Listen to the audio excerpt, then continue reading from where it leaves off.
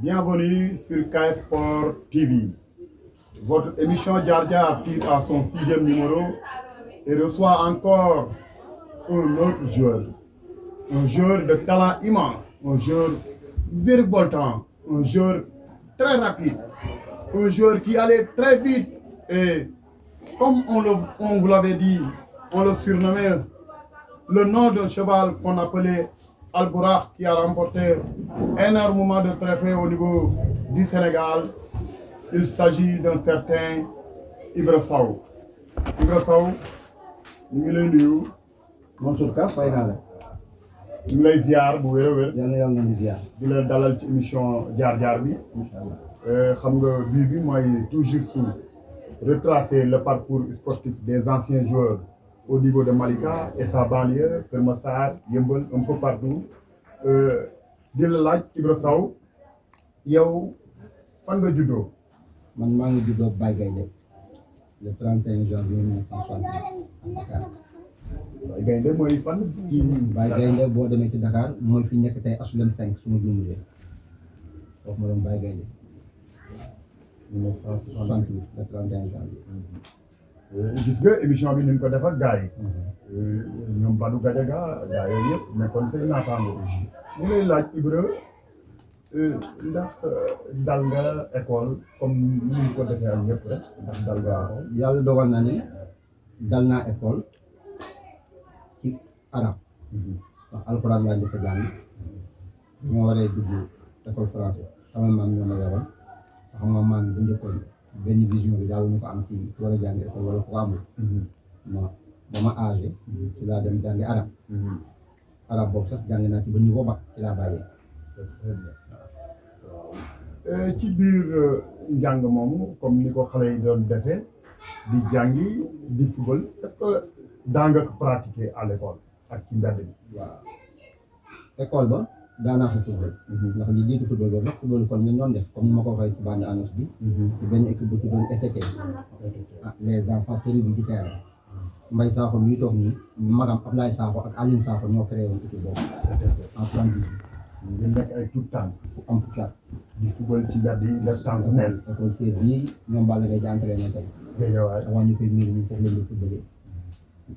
nekkoon nga est-ce que ku ci ràññeeku ci jamono boobu en tant que xale bu ndaw. waaw loolu ndax am na ci yu may fàttaliku yoo xam ne sax ci jamono boobu bés rek maa ngi koy wax amul fu ñu daan football yi te buñ wàññeekoo duñ may yoon ci tàmp ni mooy foofu yeeg yooyu. meew rek 200 100 francs 100 francs moo leen ko daan dundee loolu. ba ci keroog li ma la wax ni la ñun amoon nañ ci caay-caay goo xam ne bu ñu équipe musaana mëne am na suñu xarit bu tuddoon cëndu te mu ngi rek ci montagne bi mbay mii xam na ko dañ ko daan ñoo ñu ko cëndu nangu sabal bu nangoo bal ba bu équipe ba ñëwee taxaw ñu ne leen du égal match kabal bi ñëw dëpp match ba daal li xale yëpp daan def nañ lu raw loolu def ngeen. waaw ngeen yor seen bal di attaqué koñ ak koñ. koñ ak koñ fu nañ dugg est-ce que daa nga dégg aussi ay mag yu naan xale bi.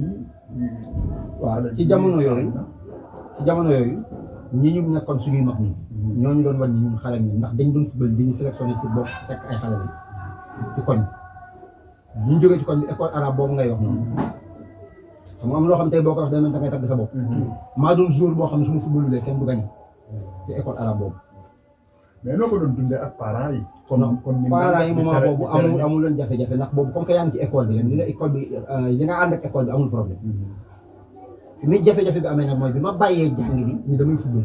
ban âge la boobu. su ma juumalee 87 wala 88 la ndax bi may joué cadet boobu maa ngi jàng. 87 88 boobu. ndax daanaka 85 laa arrêté sama jàng. mais ak gën a bas âge bi comme ci école bi primaire bi. dem bi ñëw bi daa nga dégg comme lii ngay dox dégg ñu naan la grand yi ñu naan booy ñu def mën a football loolu daa nga ko dégg. waaw man moom li ma daan gën a dégg sax mooy booy bi daa waane. booy bi daa waane moom dégg naa ko ba tey te booy bi daa waane yaakaar naa football ku mënul doo waane.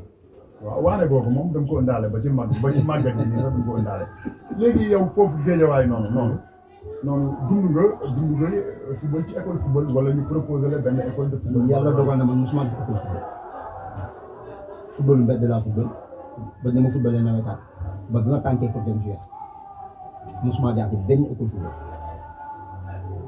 mais en 85 su ma fàttali ko bi may ñëw ma cadet Manko di def test keroog yaakaar naa ni ñett génn laa fa génn ndeysaan Tafa Lam mi ngi Europe moo doon góolu keroog match la parce que boobu gannaaw loolu yàlla na ko yàlla yërëm moo nekkoon suñu entraîneur ak grand mbay sa heure bu ma génn su ma dóoree bal bi su dalee ci dënn góol bi day sëqat ba dina arrêté match bi presque 5 minutes ñu ne ma booy appli bu dóoree ci camp yi day sant loolu c'était à Guédiawaye kadi donc kon yow ban année nga ñëw Malika Malika maa ngi fi ñëw 9 janvier 80 kon da nga doon dem kon yow doon nga ñëw Malika di dellu Guédiawaye samedi Guédiawaye laa Malika laa daan fanaan parce que da nga 85 te 82 nga ñëw waaw 82 ba 85 damay jàppal ci Guédiawaye booba léeg-léeg sax suñu mosaan yóbbu terrain ñoom Tidiane ba yi dañuy jàppee ay mercenaires naan waa nu ñu tudd miite yi danaan miite yi ñooñu du dëkkuñu ci dëkk bi bu ñu xoolee âge yi 68 82 boo xoolee presque 14 ans 14 ans surtout feeñ noonu kon Ibra talent bi yéeme woon na loolu moom li ma ci mën a wax mooy xëy na nit ñoo ko mën a wax daal waaye man daal xam naa ni daal li may wax rek là où je passe vous laissez des traces ci lépp nag fépp nag ba ci petit camp kon yéen lan moo leen war a indi lan moo leen indi Malika da ngeen a taxu ñëw wala da ngeen sama nijaay moo am kër Malika fekk moo yoroon sama ñaari moom mi ma nekkaloon jënd kër Malika tabax am toog si Malika loolu moo indi Malika mais sa ñëw waa Guédiawaye jooyu ñu ko woon non moom moo jooyu ñu ko ndax c'est parce que li ma li ci ëppoon Guédiawaye laa nekk moo taxoon Malika léegi-léegi su ma fi ñëwee ni ma leen jàppee wiite commencement bi doon métti ci man ndax bu espoir indi zone bu mel ni man am li mu am li muy indi te ñi nekk fii xëy na amuñu ko ñu ne zone bi dëkku fi daa leen espoir lu mel noonu dal na fi dal nañ ba tey entre 82 83 ba 84 yooyu espoir mooy maanaam joolaa yi la woon joolaa yi mu amoon joolaa yi am njaago yi am ci biir dëkk day équipe ba ci biir équipe yooyu sax ñun amoon nañ équipe yi moomal na suñu bopp man am naa équipe boo xam maa ko góor bu tuddoon Kofra Aliou dem am équipe bu tuddoon tukulóor yi ñoom mooma seeg ñoom Libaas Ndiaye mais ci équipe boobu la bokkoon Sanu amoon équipe bu boppam joolaa yi waaw mu nekkoon ay presque 4 équipe ba 5 yoo xamante ni ñun ay góol lañ doon après moo constitué déedéet loolu ci biir espoir la woon bu ci biir joolaay loolu lépp ay sous équipe la nekkoon foofu ay poteau lañ fa daan football aussi fi ñoon dafa daal feeñ bi moo doon maa doon góol xam boobu ñun ay mag la ñooy góol duñ football ndax ay xale doon football mooy ñëw nji Njaay mais feeñ gi moo doon ñun ñoo doon encadré ñu naan équipe bu saw équipe bu Aliou dem ñu def ay terrain Espagne 82 amoon na fi terrain bu ñu tuddee Espagne 82 moo jox xul woo fële bu kër Pavera foofu lañ doon football wala ñu football Kofra wala ñu dem football terrain Sanu ba 84 nag ñu dem football yi li ma la wax keroog sanc ba te fekk njaago yi la tuddoon mooy seen premier trophée ak njaago yi waaw sanc ba bi espoir Malika espoir ci joolaay maanaam comme tournoi yooyu nga wax ak équipe yooyu après nag sanc ba la mooy njaago yi lañ dem da nekkoon fa ak ñu mel ni ñooy mel njaago yi fekk suma fàttali kon donc nga fa woon zoo bi di jaay télé yi léegi fii Michel ak Fermous ma nga fa woon Mbay Ndaw mi boobu ñoo fa ànd dem football yi ndeysaan yal na ko yàlla fii ndax yaram nekk jamono yi ak si ñaari baabu ñaari Sidi Baabu sama ñaari ba ñii def naa yaakaar naa at moo xam ne lekku ma ndax Sidi Baabu moom la tuddee prison ñaari ba ñii télé ko fa su ne kon ñu déglu fii tuuti ba xam lan la gars yi wax fii Ibra Sow si xamoon naa ko baax a baax xamoon naa ko ñoo bokk benn génération mais moom mu jiitu senior te ku mënoon lu muy def la effectivement jaar na fi sànc ba yàgg na mais mënu ma la wax exactement ban année la ñëw na fi 86 waaw ba jël fi coupe absolument fii de l'ASC sànc ba au niveau de l'ASC sànc ba man may football cadet sélection ASC Malika moom muy football senior rawe na ma 1 an ci senior ma di ko seetaan muy def ngéwél loolu mun naa ko témoigner ci Ibra Sow léegi moom jëli woon ko espoir je crois foofu la dëkk mais jëli woon ko espoir mu ñëw football Santhiaba est-ce que nekkoon na lu difficile wala intégration au niveau de l'ASC Santhiaba nan la ñëwee ci yéen waaw absolument loolu bon su amee effectivement yombul mais c'est grâce à su may fàttaliku ndeysaan ndem si yàlla si Sidi Sow boobu mi ngi ancien mi ngi dund waaw absolument effectivement ma di ko ñaanalu yàlla bu baax a baax ndeysaan bon ok di fàttaliku aussi tamit may fàttaliku Mbaye Ndaw bi muy fubal ci ñun ak génération boobu la gënoon am amour pour ñëw ASC Santhiaba Mbaye Ndaw libéraux moo nekkoon suñu libéraux booba temps moom Maurice ñoo nekkoon ci ak Santhiaba bi vous aviez une belle équipe absolument booba temps beneen affaire la boobu maa ngi football comme latéral gauche. loolu Ibra Sow ñëw fekk si ay attaquants yu mel ni di football comme attaquant absolument. mu fekkoon fi ay attaquants yu mel ni ñan si fekkoon na fi ay ñoom Formose jamono yooyu bon fekkoon na fi aussi tamit boobu nu ko aussi mi ngi doon forcer di football comme ailier gauche mais moom daa ñëw rek wóolu boppam jël place am football comme un attaquant grand bi samp ko muy football Ngéwél nag ñu jël coupe nag vraiment ñu kontaan trop ci affaire boobu année boobu. waaw gaaw bi am na. mais waane bi tamit amoon na tuuti aussi tamit. waane bi amoon na tuuti quoi. mais moom avant moom gisoo woon jour bu waanee noonu biir Malika moom. su may non am na su may fàttaliku ndeysaan dem si yàlla si Evariste. waaw kooku xam nga dana am comme par exemple su ma jël léegi comme booy Alex bi. bokku ci yoon quoi. mais Ibra Sow moom classe la woon daal. non absolument malgré même bu defee loolu tamit dina wane ful la ci biir terrain bi. absolument loolu xamoon naa ko ci moom. donc jël na fi coupe daal maanaam. si jël na fi coupe te football na sélection ASC Malika Ngéwél booba temps moom Badou mii nga gis nii. ñoo nekkoon ci attaque bi. foofu tamit dund nga ko bu baax a baax. si dund naa ko parce que man maa ngi bokkoon sélection cadet ASC Malika ça. maanaam daal Ibra Sow moom li ñu mën a jàpp ci moom mooy ndaanaan. non ndaanaan la ci football ndaanaan la woon ci football. sérieusement ndaanaan la woon ci football. merci beaucoup. franchement lii honneur la si ñun parce que xalaatuñ ko woon parce que sama papa bi mu bàyyee football ak léegi mën naa ne yàgg na trop te teewul fàttewoo leen ko kon lii may wane ne am ngeen fu ngeen ko teg ñu ngi leen di remercier bu baax si initiative bi ngeen am man nag sama papa jamono yi muy football boobu juddooguma même ñu naan nopp moom ak boroom dama daan toog ay xaritam ñëw bu ko defee ku ci mel ne Tafa Badji day joone sa papa de temps yi muy football macha allah équipe bu mu mës a nekk rek yóbbu na leen final surtout bu daan dem entraînement fii dañ ko daan topp kon loolu mën naa ne suñu borom may na ko tey nit ñi fàttewuñ lim doon def foofu ci Malika ci footballam ñun fekkeewuñu ko mais daanaka mën nañ ne lu ci bari umpunu da daan toog sax di waxtaan mu naan joué na équipe sangam espoir ak neexle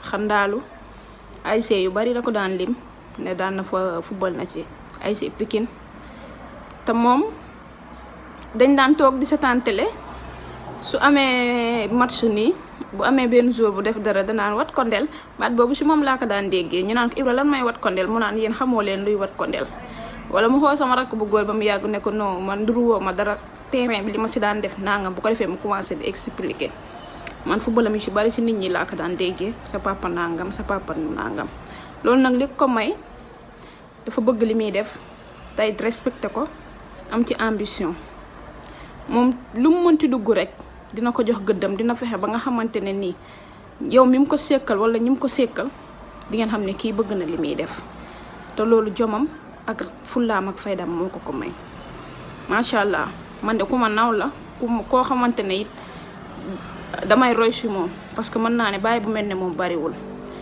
sam papa lu mu amul mën naa ne ñun njabootam ñoo ko xañ du lekk bàyyi ñu dëkkal nañu fu baax dañuy solal yére yu baax di ñu jox lekk bu baax kon tey jii mën naa ne bàyyi bu mel ne moom jafe na rawatina samay moroom ba ci samay mbokk ñun ay doomam ñeewuñu kenn dara yi luqiwut suñu bët parce que lépp lu bàyyi di matale rek moom matale na ko dañ koy ñaanal yàlla wàcc ko fi may ko gudd fan ak wér gu yaram yàlla dem mottali suñu mbébét ci moom it mu fekkee suñu njëriñ ñu dund ba di ko teral ci barki leeru yonent bi yéen ñi am xalaat bi it yàlla bàyyi leen fi ngeen fekkee seen njëriñu doom franchement kontaan nañ si trop man nag si footballam moom li ma si mën a wax moom du bari mooy comme li ma leen jot a expliquer rek parce que fekkee ma ko woon mais daan nañ si dégg lu baree bari macha allah si jomam ak njàmbaaram ak gaawam ak fu mu téewee bal moom macha allah nit ñi dañ nañ kontaan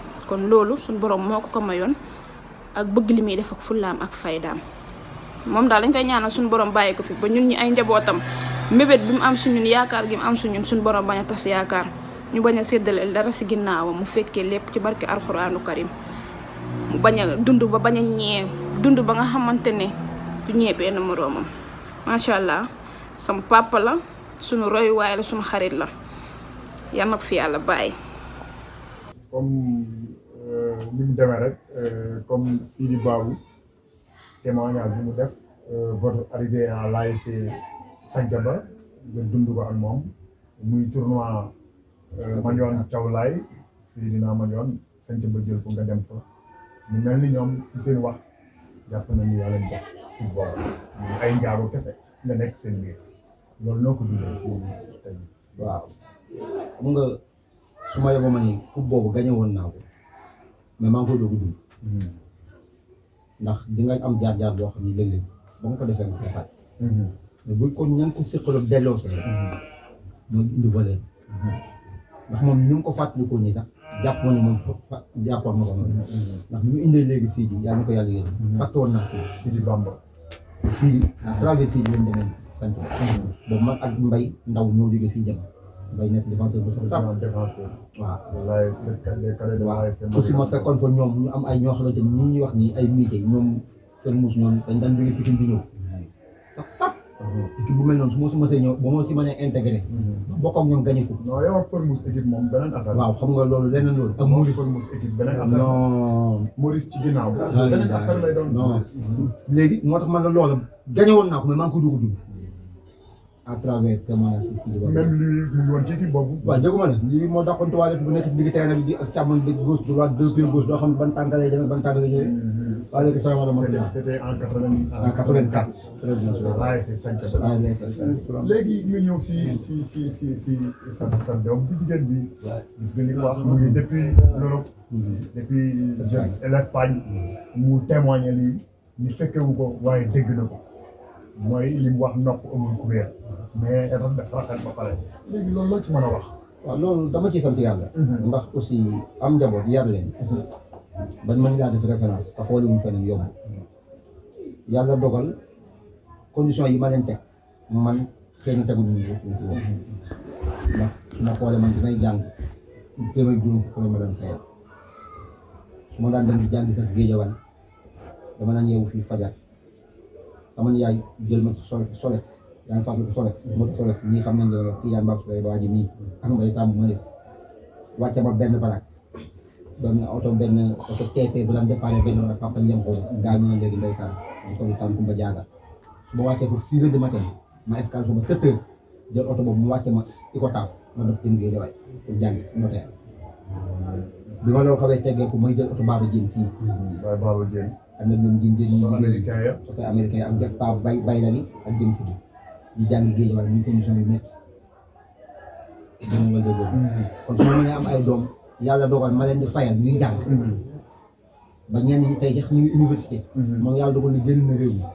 loola kon du ma ni ñoom la ñu wax man dama cee jéem rek yàlla moo nangu loolu ndax nit dina bëgg ci njabootam loo xam ne léegi yàlla du ko ci jàppale aussi ñoom ñu neex a digal ndax doom bu fekkee ne dafa bëgg papa man samay doom duñ ma wax sax papa samay tur la ñuy jaar man ak ñoom comme ay morom ñii to yëpp xam nañ loolu ba ci moom ñii bu léegi damay wax yaay ji sax ne ko baa sama papa dégg moom Ibrahima ngi toog di la dégg kon loolu nekk sama diggante ak ñoom xëy na mënoon na nag yàq mais malheureusement dafa defar am nañ sama kersa aussi lii mu wax nii wax ma dëgg jooyloo na ma daal ndax tamit ku fab doom di témoigner ci yow wax dëgg mënoon na ni li arab di wax naan laysal fata man yaqulu al yawma kaana abdi doom ji nar a am jom du toog naan tey sama papa andi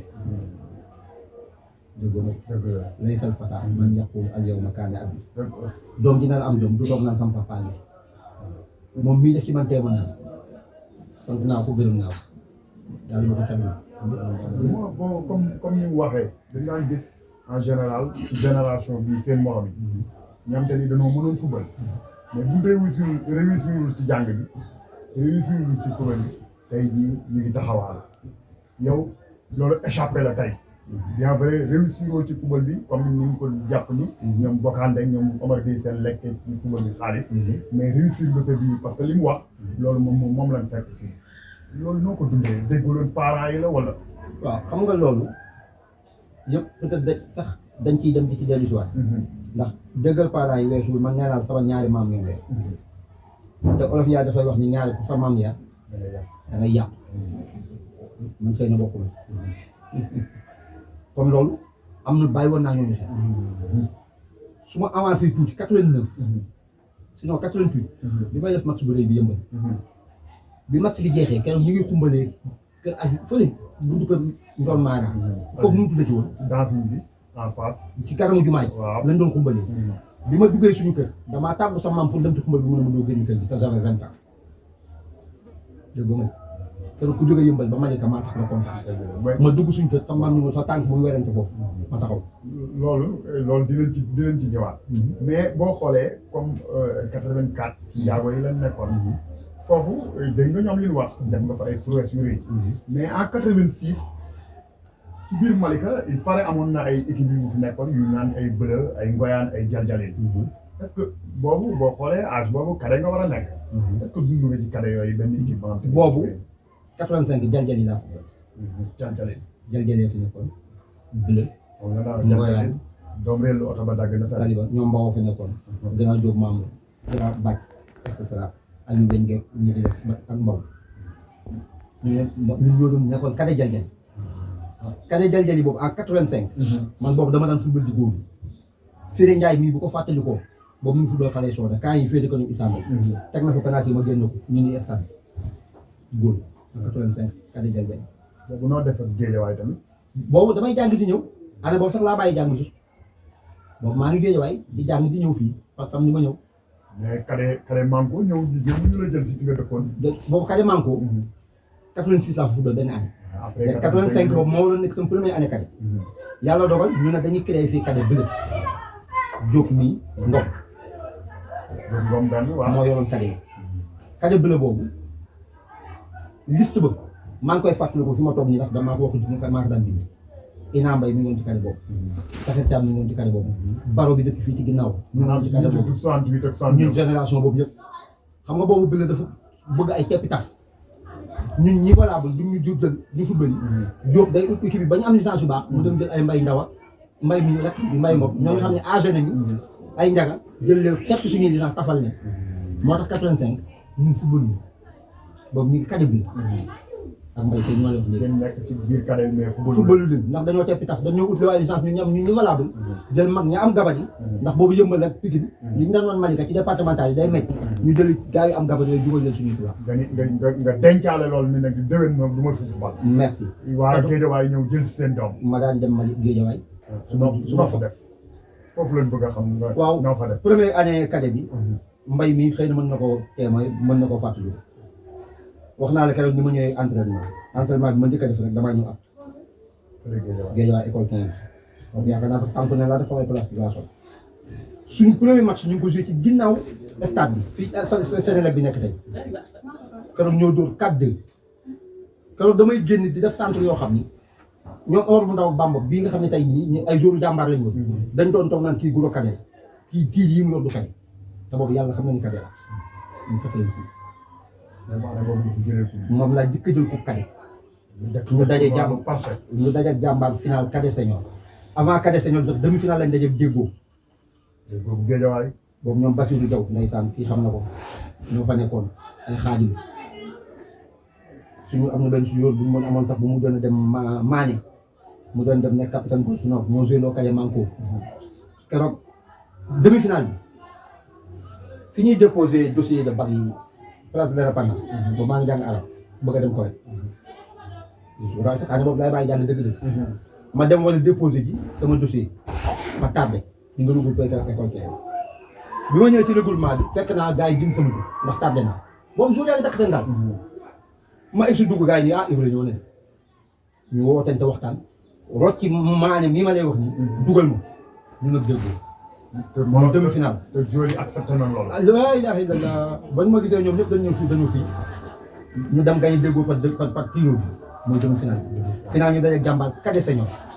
dóor jàmbaar 1-0 senior bi ñëw mooy premier heure senior bi ñëw ba pare duñ jël suñu coupe dañoo xaar ba senior bi jël coupe bi ñu ànd loo feete ko booba jàmbaar am na tur laa ilaaha jàmbaar boobu moo fi gënoon tiitale moo gënoon tiitale ci dóor ñu dóor leen senior 3-0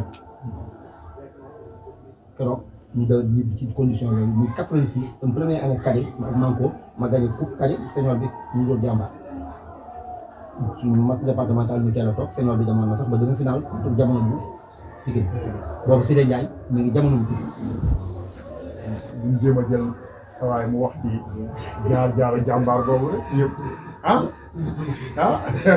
kii mën na wax sax ci année bi may waaju dugaat muy 87 peut-être moo wax ci 87. waaw léegi ñu ñëw kon dañuy continuer rek. waaw ñu dem ci 87 bi ndax 87 bi dañuy continuer rek. waaw ñu dem ci 87 bi ndax 87 bi boo xoolee foofu yaakaar naa deuxième année carré bi nga def première année bi à Malika nga perdre ko footballoo. Première année bi à Guédiawaye nga remporté ko ak tournoi bu rëy bi nga def. senior yi ñoom coach senior yi doon nañu waxtaane booy war a yéeg ak yooyu ñu demee foofu. Mansour yàlla dafa dogal 87. suñu équipe bu 11 boobu yëpp 16 yëpp. mel na man maa ci yéeg à 87. nga yéeg senior. kot daa nga football. waaw. première année boobu entraînement dama ko doon def ñu am match pré-financement. demi-finale bi ci baa bi laa toog xam nañ ko doon jouer samedi dimanche. final bi mooy la daan demee ñu war a jàmbaar nii nga xamante ni moom lañ gagné woon daaw. mooy enseignant. gradé yi sax nit ñi dañ koy toog. stade Amadou Barry. tel Guédiawaye ni mu meloon. xam nga boo nekkee jour ci équipe bu maye ba gën a ñaaw lañ koy solal boobu maa ngi ko sol ay maillot Adidas yu weex am télé yu fii yu gudd mu manqué benn maillot ñu jël benn maillot bu coton boo xam ne pour commencer def ci numéro 15 moom lañ ma solal daf ma koy mottali équipe bi rek. yàlla dogal ñu ñëw jàmbaar mën nañu 1-0. 20 minutes Babacar ni ma jógal échauffé stade bi foo toll allez alburax booy yi ñoo ko doon wax takk ay morceaux yu weex.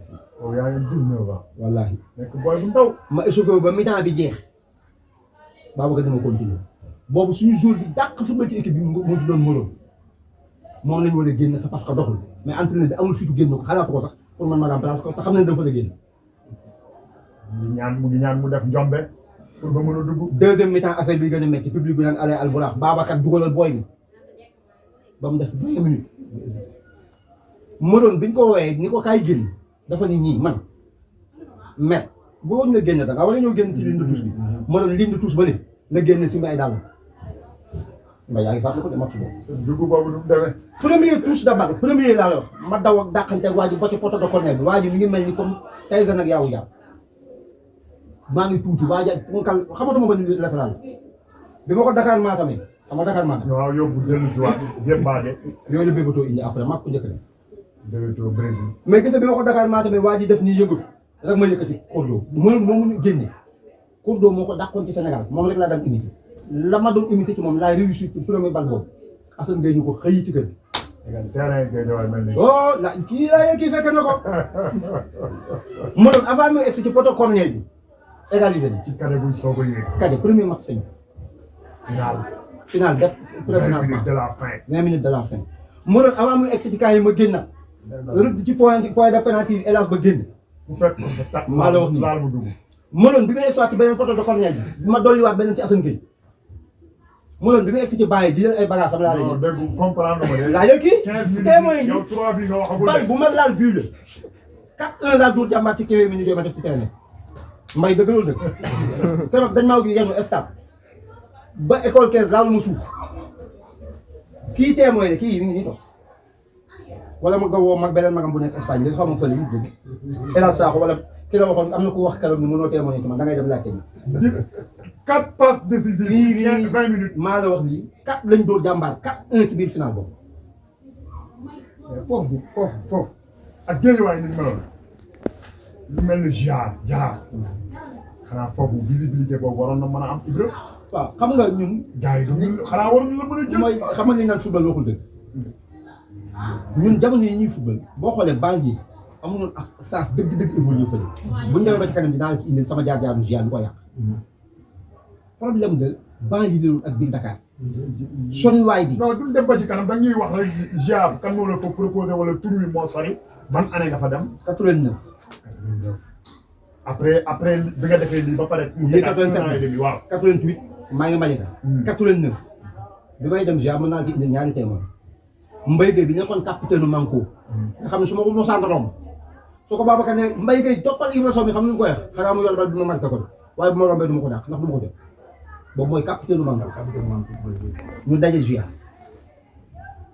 yaa ngi fàttaliku. xamante ngeen Guédiawaye far daje Gia. mooy sama capitaine. moo koy day gars yi. bi ñu dajee Gia des na keneen Pape Faye bu bokk la.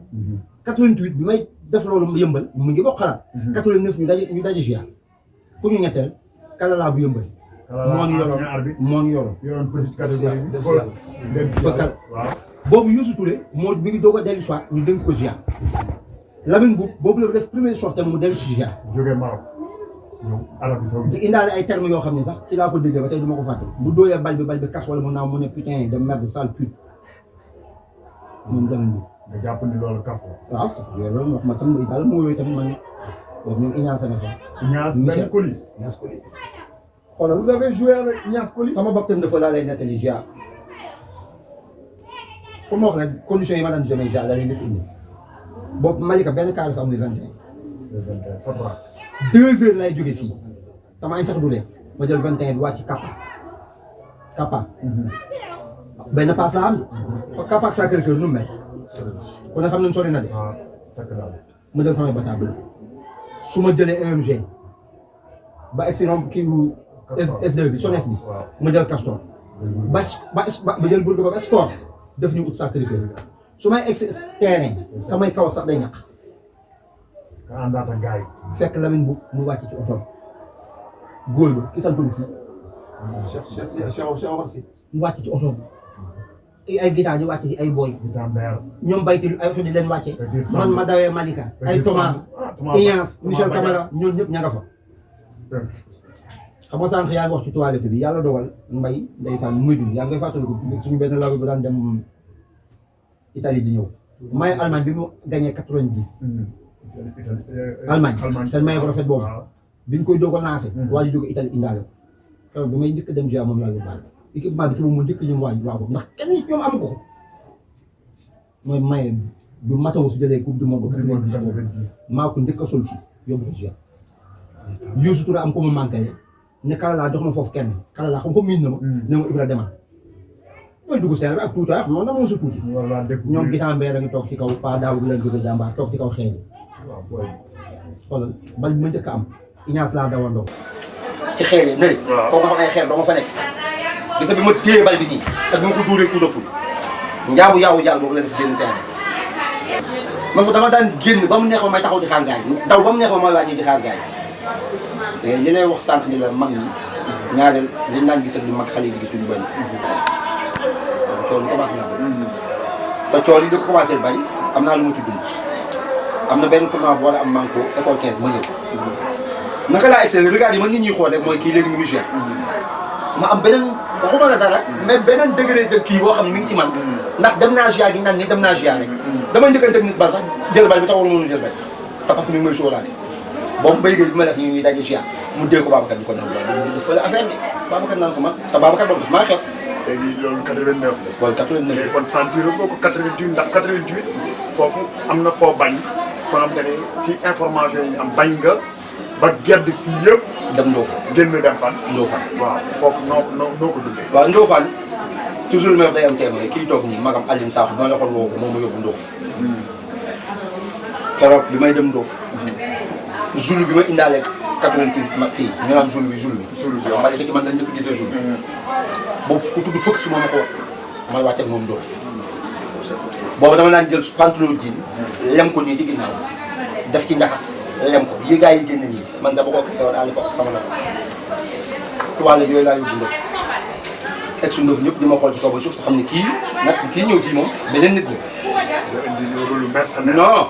def nga match mercenaire tamit. waaw nga seetlu ci match bi entraînement laa la njëkk a indi premier match entraînement Ndof 4 laa dugal bi ñu préparé suñu match premier jour bi 4 laa dugal 4 entraînement rek. ñu xëy wala football yi ak benn équipe bu tudd Kafountine boo fay football da ngay jóge Ndof jaar Gilaas jaar ci benn bras de mer boo xam ne fas yi dañuy jéggi ndox mi yéen da ngeen di taxaw ci kaw fas bi kaw saret bi seen tànk gi ci biir ndox mi bopp fas bi da koy yëg nii ñu jéggi ko lu toll benn 500 mètres doo ko génn dugg Diof yor romb Gilaas dem Kafountine. mystique dafa doon dox nag. waaw ndax gis na laa jàpp mystique. oh fii la ma jàpp mais jàpp ñoom foofu fii moom mystique jàpp nañu fi ñaar yoon. te def nga foofu def nga fa ngéwél. li ma lay wax ne naan là où je passe. dellu si wul. vous laissez des traces. premier match foofu damaa dugal bi Kafountine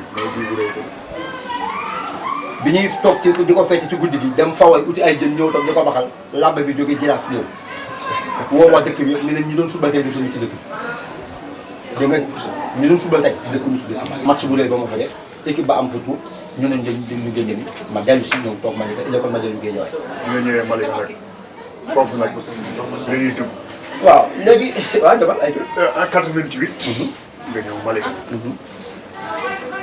bi nga ñëwee Malika 88 sa premier jour entraînement foofu rek li mu bëgg nga wax ne ko sa premier jour entraînement nga xam ne waa Malika dañ la war a découvrir foofu noo ko def si terrain gaal gi kooku luñ bëgg nga toj ko. su lay fàttaliku nga loolu entraînement wala fàttaliku boobu premier jour entraînement bi. non kii mooy nekk futur entraîneur ak conditions yi mu tegoon dinañ ci moom da nga koy jël sax. waaw da nga koy jël mu wax moom. waaw ab jorom bi muy ñëw ASC Malika. waaw nan la ko dundee nan jël grand yi ba pare. Ibra bi mu ñëwee Espoir nan ngeen ko gàttandoo ci biir Espoir ak au niveau de l'ASC Malika bi nga ñëwee ànd ak Fodé ngeen jegeyoo di waxtaan ba Fodé bi muy jóg bi yow nga ñëw nekk coach noo jàppee Ibra satisfaction totale la woon bi muy kii Espoir la jógee bokk na ci 18 jours wala 23 jours yoo xamante ne moom la tànn pour ASC Malika. waaw ginnaaw bu ñu sant yàlla julli ci yonent bi ñu ngi sant yéen ñi nga xamante ni yéen initié mbir mi ñu koy rafetlu lool macha allah di leen ci sant bu baax a baax di am nag contentement bu rëy pour wax ci Ibra nekkoon na koo xamante ni dafa ñëw gënoon a bëgg football bi que ñun ñi nga xamante ni ñun ñoo nekkoon entraîneur loolu dafa jafe ci jour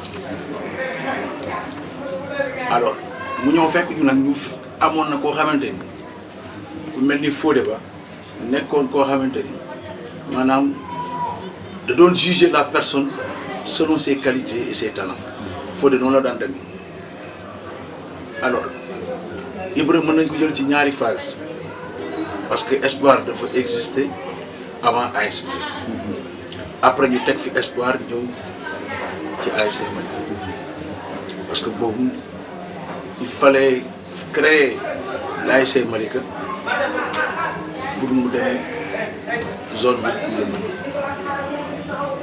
ñu tànnoon ñu nag on était presque je ne sais pas 8 à 9 personnes yoo doon dem defi formation man ci formation boobu laa bokkoon jàmme seel bëri na ay waa Malika yi bëri ci bokkoon bi ñu ñëwee rek après Fodé coppite ma teg ma ci wetam ñu liggéey ensemble mais comme ni ma la ko waxee rek Fodé day jugé nit ki selon nañu talent Ibra comme ni mu ko waxee moom ñëwoon na ak talent bu fees dell ñëwoon na ak condition physique alors mu ñëw nag fekk fi benn moment boo xam ne ñu amoon benn crise bi mu ko indi woon moom mooy ko li mu wax léegi mooy joueurs yi dañu ñëw tardivement à l'entraînement te la ñu dem ba benn moment nag ñu teg benn dynamisme mais ku ñëwul 13h entraînement bokk 13h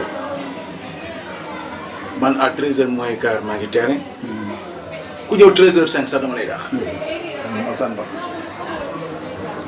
parce que boobu ñu ngi entraîné 13h 17h comme ni ko Tidiane waxee léegi amoon nañu ay 120 licences plus même 120 licences yi moo nekkoon jour yi nga xamante ni jàpp nga ni kenn ku nekk mën na remplacer sa morom mu des nag ñu war a génne 18 ñeneen ñi boobu nga 18 sax moo xew. am nga kersa ne leen bu leen ñëw mais nga bàyyi leen si biir waaw. alors ñu nekk ci liggéey boobu ñu football 3 fois 90 minutes 3 fois 90 minutes dinañ ko football mais Ibra 3 fois 90 minutes yooyu da ko doon jël bu ñu ma daan am match amical comme ay Bargny wala feneen maam Alsane ba dafa ñu daan jël dafa daan wax gars yi échauffement bi mooy da ngeen di daw arrivé le classement bi par ordre arrivé lay jóge fii dem Bargny. Bargny waaw moo nekkoon classement bi maanaam par ordre arrivé la gars yi di dawee ba yegg moom day dugg oto dem bu ñëwee taxaw ku ñëw rek ci 11 yi ngay bokk après yeneen ñi xaar alors Ibra non seulement amoon na vivacité mais amoon na efficacité bari muy déglu comme ni mu ko waxee sànq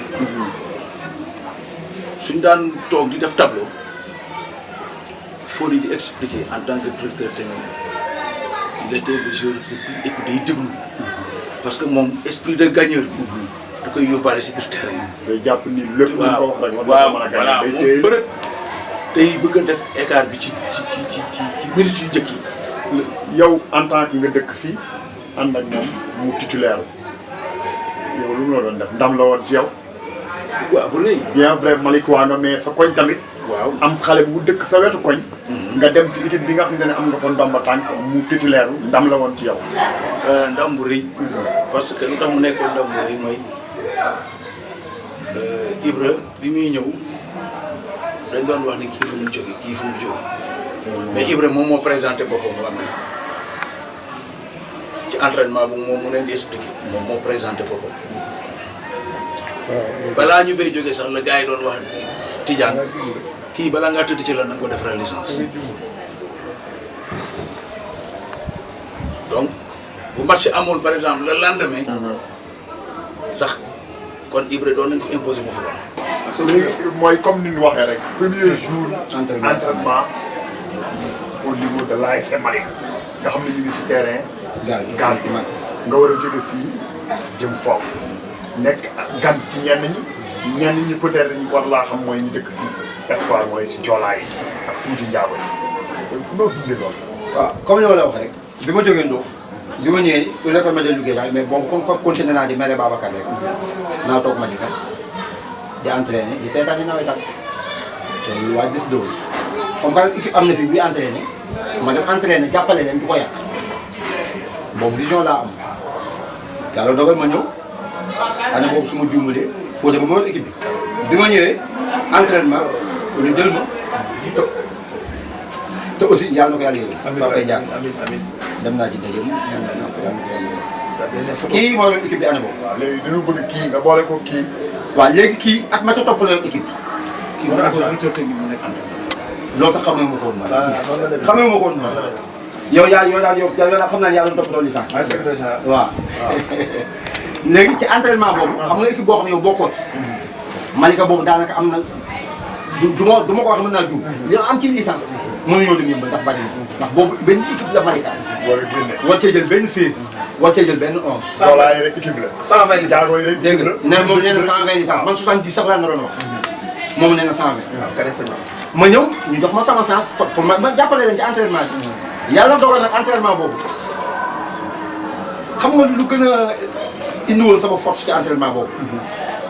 man bi may jógee man dama am entraînement boo xam ne ku dul yeewu fajar di ko entraîné mënoo am xam nga tax dama la entraîné 4 dizaine bi. 14 heures ma ñëw entraînement 5 ndax dañu avancé suñu entraînement pour mën a seetaan suñu adversaire 14 heures 16 heures ma entraîné ko ak 5 micro bi Babacar mi ma lay wax nii amoon nañu benn zone bu doon Seer Ndaw da doon ñàkk ba daal yi di ñàkk boo ko xoolee am Adama Cissé la woon ma nekk lu tuuti ci kanamam man ni Moussa Traoré moom la ma Babacar doon booleel lu may def nii 90 xam nga kon dina am lu ma am. maanaam da nga boole woon talent bi ak physique bi dama leen doole ci physique bi bu ñu demee ba 16h Babacar ni léegi dama leen seetaan ni seen adversaire yi stade bu waa Manko yi demee di sangu di dem stade man ma ñëw suñu kon bi ba ci camp mbay mi xam na li may wax. ñetti yoon maanaam mooy li am tey. ci football professionnel 3 fois par jour. bu ñooñu rombee loolu doon nga ko jël école 16 bii ma leen mooy fi ñoom Balla Gaye di entraîné tali boobu lañu daan petit camp tali ba ku fa 16h fekkul sax doo bokk ci équipe yi fu teel a football su ma dem Moussa ñoo bañ a dem entraînement sax fële 16h buñ ma attaqué la wala li ma def loo dinaa fexe ba 16h fekk ma ci tali pour mën a bokk équipe bi njëkk su ma waa maa ngi koy rombee foofu mooy petit camp te naan ne tribune loolu laa indaale Malika fekk boobu Malika jour yi fi nekk ñii dañoo am xëy te man aw ma woon xëy ñii ay élèves la ñu woon ñii dañoo nekkoon seen i tool yi papa balaa ñoo ñëw terrain 5h demi balaa ñoo takk seen dàll ba pare 6h jot kooku boo taseeg jour boo xamante ni journée bi da ciy entraîné ñetti yoon rek foo koy gisee. donc da nga koy séen rek numéro ba da nga koy séen ci. même lu ma ñàkkoon technique sax. sama physique dama doon génne ci ñoom. loolu laa amoon secret en 88 ak ASC Malika lu waaye gaaw bu ñu ma paasee bal doo ma gis. xam nañu man ci wetu terrain bi laa dëkkoon. loolu fan xale yu ndaw yi ci laa bokk. mais dañ daan wax bu la rombee numéro bi dañ ngay séen ci ginnaaw. loolu moo tax yow nga marqué ñu bu baax a baax. mais yow bi nga ñëwee ASC Malika si premier entraînement boobu. nga fekk fa ñu mel ni ay ñoom Ngala Niang. Ngala nga fa. kon ay senior. fekkoon fa ay Nooyin Thiaw. Nooyin Thiaw nga fa. ay Boubou Kébé Tigana. moo Mbengue nga fa. ay moo Mbengue. Vee Badiane nga fa. waaw non Lamine Badiane moo ko Vee Badiane. ñoom Evariste. Grand Ibrahima Diop Ngek. waaw ñoom El Hadj Kouli. Njaago yi aussi tamit mu am Abdou Boulay nekkoon ci accès bi. léegi yow noo dundee loolu. grand chef gay beneen côté bi. bi nga ñëwee sa premier jour. Léo lan ko gën a gaaw ñëpp nekk ci beneen côté bi suñu mataan 100 sax du ma gis te Léo kenn daawu ko gis. arrière 3. man ndax nag man entraînement boobu ba ma tolee entraînement ba. di génn di dugal façon bi yu ne ci diggante Abdou Boulay laay jaar génn jàkkaarloo Omar Sène def li may def wàññeeku ñoom ñu woote ci guddi gi ñoom ñii. Lembata. ñoom ñii ñoo daal di woote ni kii dafa am licence. su ma gisee attaquant bu battre Lembata bi rek. témoin yaa ngi nii dama koy considérer rek ci les meilleurs. su ma juumalee daal xam naa ne 3 wala 4 keroog dugal naa ko Omar Sène façon bi bu ne sànq maa ngi la koy wax bi ñuy sax dama ci Hollande bi léegi man la jour Hollande bi bal bi mu ratee daawuloon yëngal yaram bi bañ a laal bal noonu laa daan def Omar Sène dama daan yëngal sama yaram du ma laal bal bu toppee sama yaram ma dem beneen côté beneen bal yaram bi maa ko moom fent d'accord non non waaw. Ibra xam nga la ñuy ñëw. doo doomu dëkk bi dañoo dëkk bi def premier entraînement te comme ni ko président waxee valable tamit gars yi ni bala ñoo tëdd nañ la defaral licence te licence bu valable rek mooy nañ la defal licence ba nga këyit gam dañ nga dem wane ni moom la waaye valable fële léegi yow noo dundee loolu ak ndax amoon na ay coow yu sew waa yu war naa fubal wala wërta fubal. waaw loolu moom ci yan baa ngi nii. nee naa ko moom moo doon defar affaire yooyu moom spécialiste la ci wër. man xamoon naa ne balaa maa yow dañ may defal licence. te yu aussi nëbbu ma leen woon ni am naa licence maa ngi ko fa laa wala. nangu ko ñu loolu nangu taxul mu yomb am naa licence maa ngi ko. ba pare ñoom ñu nangu ñu defaral la licence. waaw ba fubal. parce que xëy na jàpp nañu diggante bi sori na. avec tous les risques. waaw léegi nag loolu moo doon wax convoqué ma daal di ñëw keroog su ma juumalee ñu ngi regroupé ci dispensaire. may ma tuuti jëlal ma Tidjane. président. waaw Mansour. waaw foofu la ñuy ñëw mooy en tant que nga nekk secrétaire général de l'ASC Malika avec tous les risques yi nga xamante ne moom la am pour defaral nit licence bu valable léegi yéen noo leen dundee woon ngeen concerté wu ni à quitte di ngeen defaral Ibra licence lan moo leen convaincre bu ngeen ni di ngeen ko defaral licence quel que soit lu mën na am. bon convaincre moom am na ba pare parce que dafa ñëw entraînement wane boppam coach bi wax na ko léegi muy Souleymane Badji parce que dafa ñëw wane boppam entraînement man fekkuma entraînement yi parce que boobu maa ngi dans les instances alors lu tax mu yomboon parce que ba ñu concerté woo maam Abdou Sène dem si yàlla moo doon président ASC bi Mame Mbaye Gadiaga bi moo doon trésorier Fodé mooy doon directeur technique Yaxya Thioub ci équipe bi la bokkoon maam Assane ba moo yoru physique ñu ne non kii moom booy bi foog ñu wutu ko licence suba. amul ñuy woon bu ko réservé bu jàppee équipe bi dañ koy aj. waaw loolu yëpp sax xalaat nañ ko boobu xalaat nañu loolu mais boobu yàlla dafa def aussi ma nekk président de zone année boobu laa nekk président de zone au niveau de la zone 8 de Yeumbeul nekk en même temps secrétaire administratif de l'ODCAV donc licence yëpp maa ko doon jël di ko yóbbu ORCAV pour ñu valider ko mu indiwaat ko équipe yëpp pratiquement seen licence tout département sama loxo la daan jaar kon amoon naa possibilité ak ORCAV relation bi amoon ñu defaroo ko licence tak loolu la kaaw Ibra demee mais ñu xamoon nañu ni Ibra valable fii mais dañu ne dañuy di risque rek parce que Ibra bàyyiwoon ko si touche bi match yoobu c'était impossible parce que ñëpp a ko nekk réclamé. ay race attaquant yu kéemaane ñu fi woon. waaw da ngeen ni boo leen ko ci boolee li ñuy wax ñambaas yàqulu sër lay doon. exactement c'est malheureux ba ma ñëw dama fàtte photo yi mais photo yooyu dafa na am naa ko te je crois que délégué mi photo yooyu may wax fa mu ngi koy fàttali ko bu baax Badou Gadiaga attaquant la woon ñëpp xam ne góol la woon mais dafa dem ñoo nekk attaquant parce que Omar Sène boobu comme li nga wax l'imbattable pour nga remplacer ko problème la Badou Gadiaga 3e gardien la pratiquement ak Khassim Diop moo doon 2e gardien Vieux Diop je crois joué na Dial Diop joué na Port joué na Sotrac ñëpp xam nañ ko dëkkoon Castor mais fii la dëkkoon Malika Badou ñëw transformé boppam nekk attaquant mais Badou ñëpp xamoon nañu jeu de tête la lu mu sa jàll si kaw da koy rayante dina ko dugal mais Ibra bu mu ñëw dafa nekk un plus parce que Ibra moom bal bi moom bu ko téye ci tànkam 1 contre 1 day dem yoonam kenn mënu ko téye ñu ne nag kii il faut que ñu wutoo ko licence donc yomboon na pour ñu wutoo ko licence le lendemain mu mun a football su ma juumul de match boobu defe naa ne moo jëkk dugal waaw verba yaa ngi nii ma nga nële donc lii defe naa ni lu ñuy fàttaliku démb la à jamais loolu moo tax ma gàttal ko foofu de en attendant dinaa ñëwaat nag sama diggante ak Ibra ci lu bëri loo xam